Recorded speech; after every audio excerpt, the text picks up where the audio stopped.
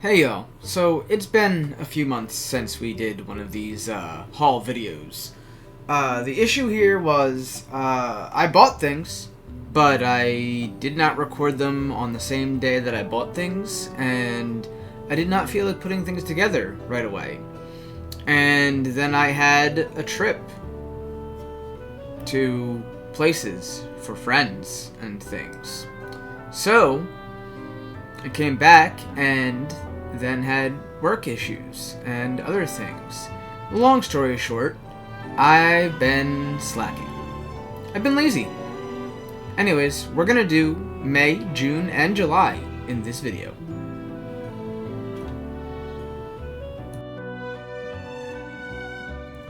Holy shit, y'all. Alright, so in the month of May, there were a lot of free games. Some dude came to my job and just donated these games to me because we couldn't take them in trade. Check out this haul because we got 5 free games and a Blu-ray movie. A Blu-ray movie, you say? Well, yes, a Blu-ray movie. So I don't know if you guys can tell. Probably should take the disc out of the little wrapper thing here.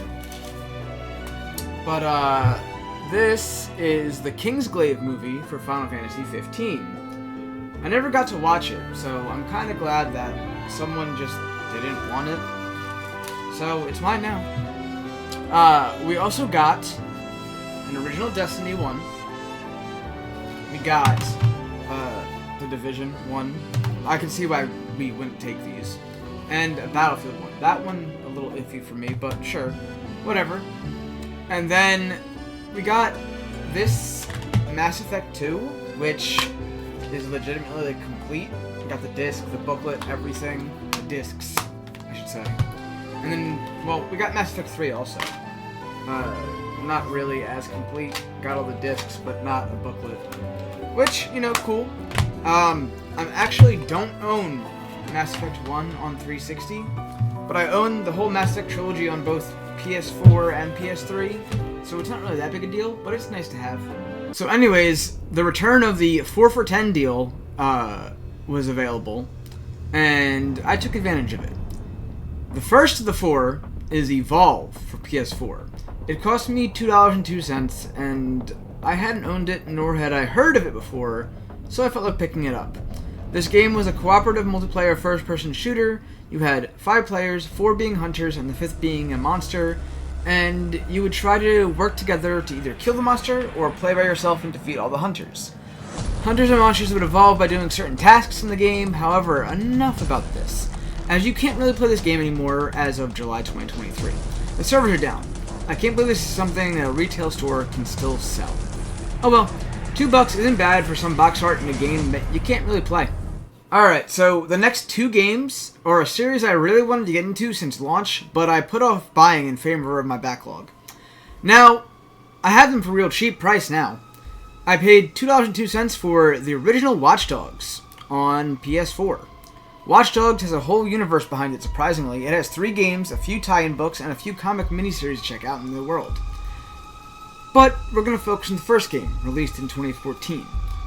It's an open-world sandbox mission-style game, kind of like Grand Theft Auto, but with more of a focus on cybersecurity and hacking.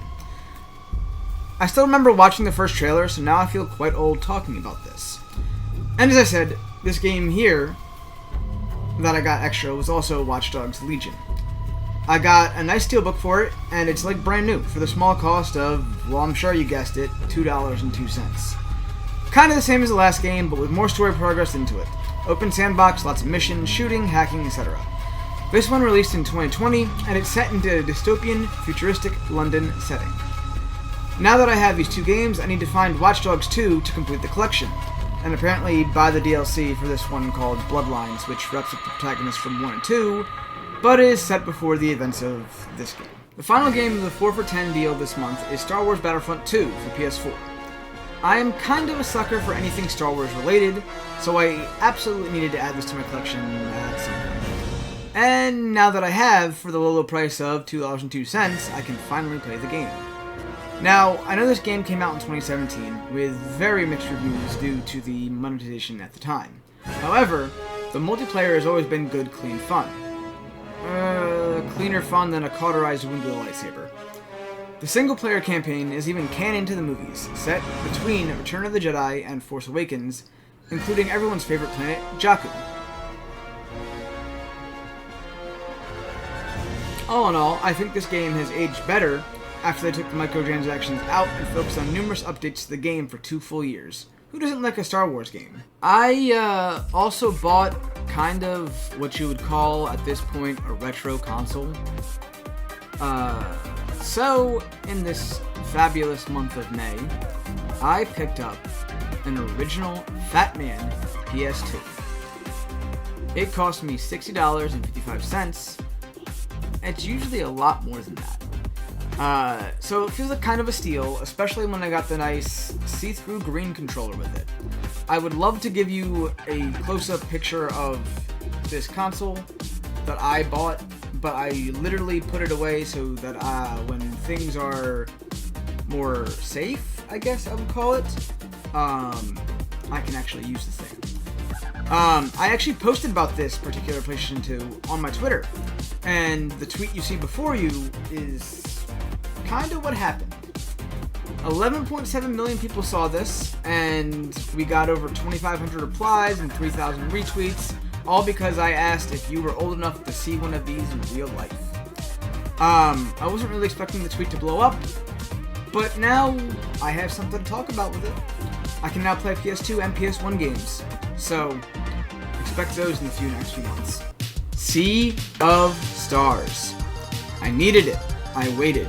I know it's been out digitally forever. I needed this game as a physical disc.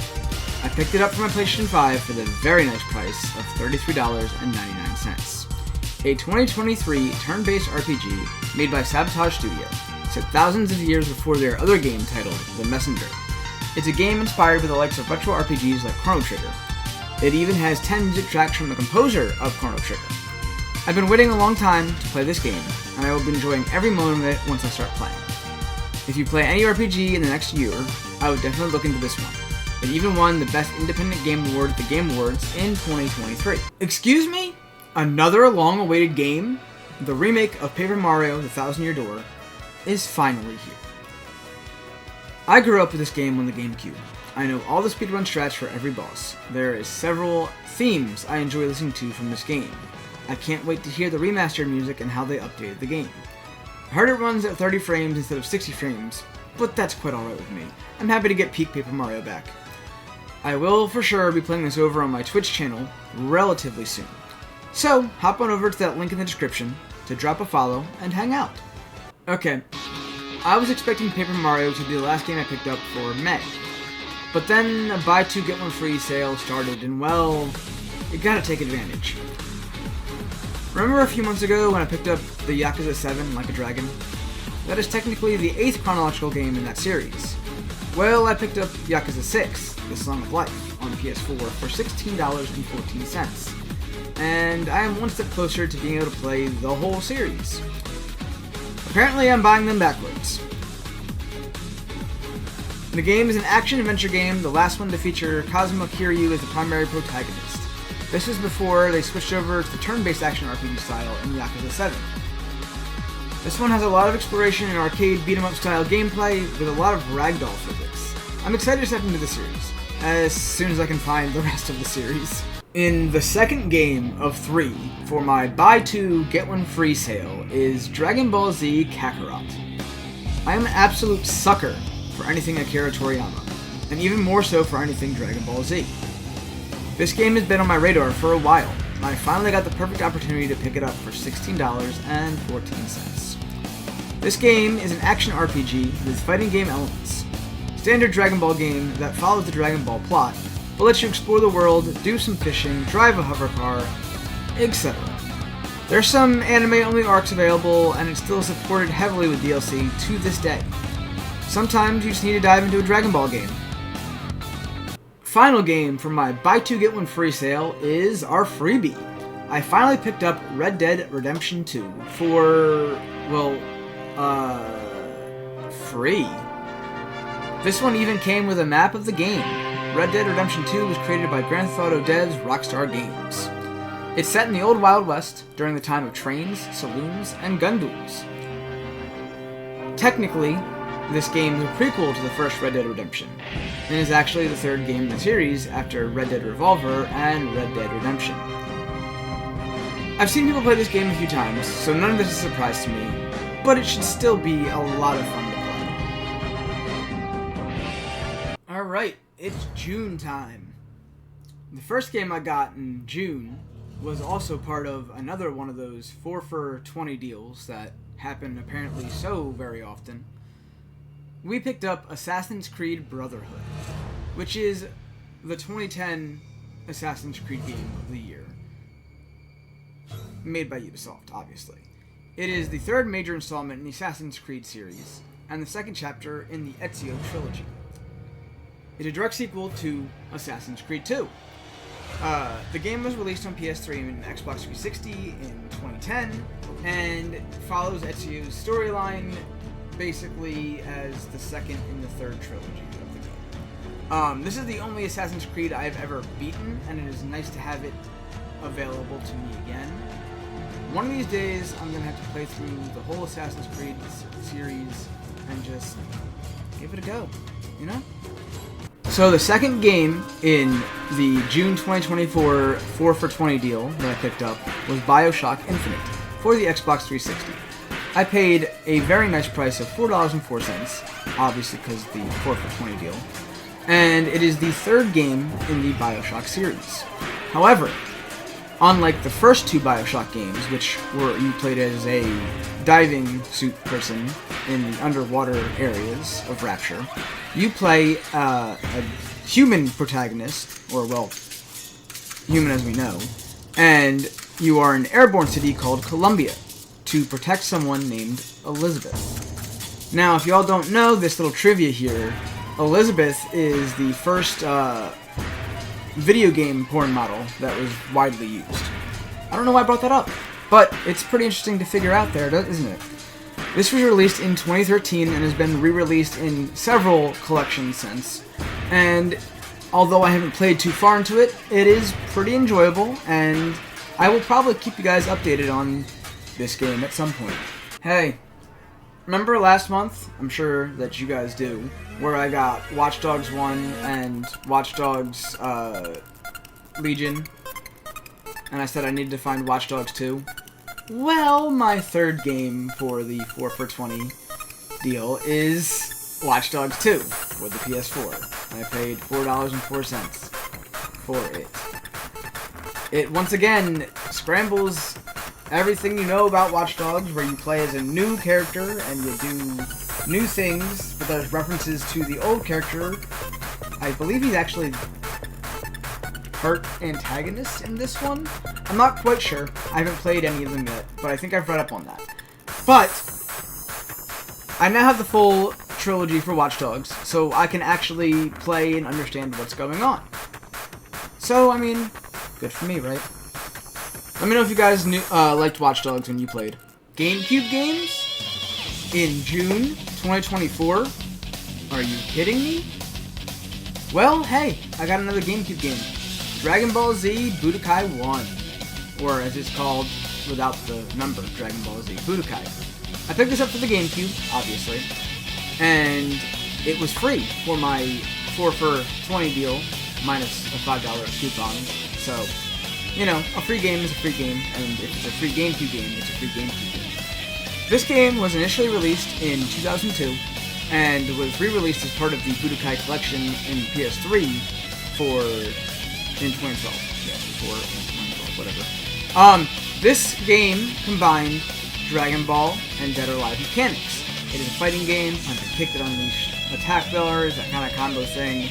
I believe it really only covered up until the beginning of the Cell saga. I don't think it even showed, like, the fights with Cell. I think Cell was, like, an unlockable thing, and there was a what-if scenario with Krillin and all that kind of stuff. Regardless, this was the main way to get into Dragon Ball Z fighting games, until we got Tenkaichi. So let's take a second to talk about collectibles. I don't know if you guys know, I'm pretty sure you guys do know, but I like to collect video game controllers. I obviously have the Spider-Man 2 DualSense. I obviously have the, Sony 20th anniversary DualShock 4. Obviously, I collect controllers and things. Well, I need to show y'all some Joy-Cons I got that I paid $53.28 for. Drum roll, please, while I open some bags to take them out. I just got the Skyward Sword Joy-Cons. They're in pretty good condition. They haven't really been used at all. That's pretty neat, I think, to be honest. Technically, there's a funny story behind these. I had a coworker, who wasn't a coworker at the time, who needed money. And he traded these in. And then he got hired at the same store that I work at that he traded these in at. He asked me if I had bought them and if I was treating them well. I told him no, not yet. But at the end of the night, I decided, yeah, you know what? Let me pick those boys up. So I picked them up, and I haven't used them since because my Switch isn't even hooked up yet. So we'll get there. But they are very nice. I can't wait to use them. Or maybe not use them and just have them look pretty. I don't know. We'll figure it out. Okay, so y'all are probably going to laugh at me. And it makes sense why the grand total for this one is low. But this month, I kinda double dipped on deals. So, the 4 for 20 was also still going on after I bought those Joy-Cons. And, we picked up a PS2 version of Grand Theft Auto Vice City. This was a lot of people's favorite Grand Theft Auto. I started with 3. I know a lot of people did start with Vice City, and it's also the setting of Grand Theft Auto 6 when that comes out.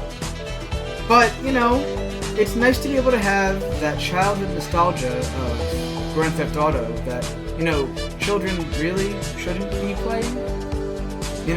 Check your ID when you buy these games, right? Yeah. Anyways. I picked it up for $4.04, and it's nice to have another thing added to my PS2 collection. So this one, I could not believe was actually under $10 to qualify for the deal. But I actually just got Sonic Origins Plus for PS5 with the really nice steel case and everything for $4.04 because of the deal. So, picking up a premium steel case with Sonic and all that kind of stuff, a AAA game, honestly, that feels like a steal. And I'm quite enjoying that. So it's just basic Sonic side-scroller, basically. It's got a bunch of different levels, a bunch of different little things to unlock. I haven't really played too much into it, but you can't go wrong with a Sonic game, right? Okay, so the next 2 games are part of the same series, and I will just lump them into one small section here. Both games are Saints Row and Saints Row 2 for the Xbox 360. They both cost me $4.04 each, and they are kind of like Grand Theft Auto with a wackier storyline, more sandbox shenanigans, and a bunch of other kind of things. But these 2 games were before it kind of went to a weirder side, I guess. There's still a storyline and everything, but there's more of a focus on serious things than just aliens and destruction that Saints Row 3 and 4 had. And I'm not quite sure about the reboot because I never even tried it, but these 2 games are pretty good. Maybe I'll pick up the 3rd one at some point. I almost forgot there was a 4th Saints Row, to be honest. But yeah, that's kinda about it for these 2. Not even sure why I picked them up, probably because they were part of the 4 for 20. I needed something that wasn't just Call of Duty or Halo, probably. But I mean, I'm sure I'll get to playing them, eventually. Alright, so July, which by the way is my birthday month, was light on the games, but heavy on my wallet. So the first game that we got was Crash Twinsanity for the PS2. I paid $4.03 for a quality PS2 game, so I mean, I'm not even complaining. This game was made in 2004. It is a platform game, like most of the other Crash games are. and it was made for the PS2 and Xbox, apparently. I guess this is when he started branching out. It's the 11th game in the series, and, you know, one of the games that I never actually got to play. When I think Crash, I think PlayStation, and I think the first 3 games. Now, I know there was a lot of other games. Obviously, there's 11 games in the series before the reboot, apparently. But if you don't have Crash on the PS2, or if you have a PS2 without Crash, something makes me feel like I'm off, you know? But I will hopefully get to enjoy this game sometime soon, whenever I get my hands on a PS2 memory card. And we'll enjoy that, yeah, for sure. Alright, so this next one is a game I've been looking for a few months. It's Ratchet & Clank Rift Apart for the PS5. I paid $3.16 for it. How did I get that price? So pre-owned game, plus employee discounts, plus coupon, plus extra coupon, plus loyalty points. I extreme coupon the shit out of this. I got this for a total steal. It was like $35 pre-owned. I got it for $3.16. I lucked out here. I have not gotten to play this yet. I am a big fan of the Ratchet & Clank series, but I could not get this at launch because I didn't have a PS5 at launch. And now that I do, I am... well, I'm kind of busy with other games and other things in real life. So before I get to play it, I'm going to ask my friend, That Guy Joe, whose stuff will be in the description below, to give us some gameplay, because he recently platinumed it on his own YouTube channel, and I think that you should get a taste of his gameplay and to go check him out. Thanks, guys. Alright, so here's where everything got super expensive, okay? So I had 3 things on hold at Generic Game Store. They were a PS2 game, a 360 game, and a relatively limited edition controller. However, before I went on my last trip that I mentioned a while ago, we had an inventory. And apparently these 3 items went missing during said inventory. No one saw them get bought, but maybe they were and just no one noticed it. But they're gone from the system. Alright, so I had to, without getting discounts on these, pay for these. And unfortunately, I probably got some bad deals, but I absolutely needed these for my collection. So, the first game that I had to pay out the ass for was Simpsons Hit and Run for the PlayStation 2. Want to know how much I paid? $74.99. This game is amazing. I played this on the GameCube way back in the day, and even though this is the PS2 version, you still get all the good fun shenanigans. There's a sandbox mode, there's a storyline, there's a bunch of little references and things to it. If you're a fan of The Simpsons, I highly recommend looking for this game in some shape or form. I'm sure you can get it cheaper than I did. But at the time, I was just mad that I didn't get it for the price that I could have gotten it for, and I just paid the $74.99 for it. Okay, so the next bigger purchase for me was the 360 game. It was Star Wars The Force Unleashed Ultimate Sith Edition. Now, I paid $59.99 for this. If you're wondering why I paid that much, this came with this really nice steelbook. It comes with all the DLC for the Star Wars Force Unleashed and everything. Comes with like a bunch of little extra stuff. And I kind of really just want it. You know me and Star Wars by now. Also, Star Wars The Force Unleashed was probably one of the sickest Star Wars games they ever made, to be honest. You know, you play as Darth Vader's secret apprentice, you go kill a bunch of Jedi, there's a redemption story, there's choices, there's this, that, the third, there's Darth Vader, obviously. You know, what more could you want? I mean, I feel a little sad now that I spent this much money on it, but I'll enjoy it regardless. So hey, let's once again talk about collectibles. Specifically, collectible video game console controllers. Don't do this, guys. Don't do this. I paid $128 for this. $128. This is a limited edition controller. It's kind of hard to find. It did not come in its box. It's just a controller. This is the Destiny 2 DualShock 4. It's got the nice little, like, classes over here and the symbol over here. It's just a white controller with a Destiny 2 on the thing. I paid $128 for this. I was hoping it was going to come with the box. It's in good condition. It looks like everything's alright. But, like, I don't know if this is worth $128. It's pretty good, though. It's pretty cool. Another DualShock 4 to add to my collection. Kinda might need to actually use this for a little bit if I'm going to justify the price. And finally, guys, for the end of July here, I got Borderlands 3 Ultimate for PS5. I got it for free. This was a birthday present from one of my coworkers. It's funny because Borderlands 3 was a free PS Plus game this very same month. But he had bought Borderlands 3 Ultimate for his friend, not knowing the PS Plus thing was coming out. And he talked to me a few times about it, about how his friend just really wasn't into Borderlands or whatever. And the other night he's like, here, have it for your birthday.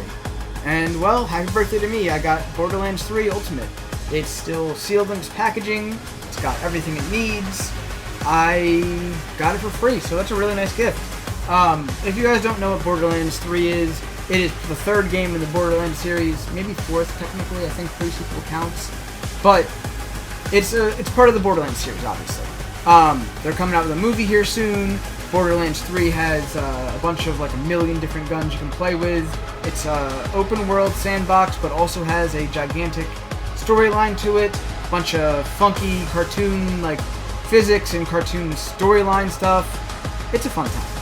And if you guys haven't checked out Borderlands, oddly enough, in the last decade, you're kind of missing out. Alright, guys, it's time to do some grand totaling. This is obviously being recorded after the fact of me deciding that I'm just going to do all 3 months at once for this.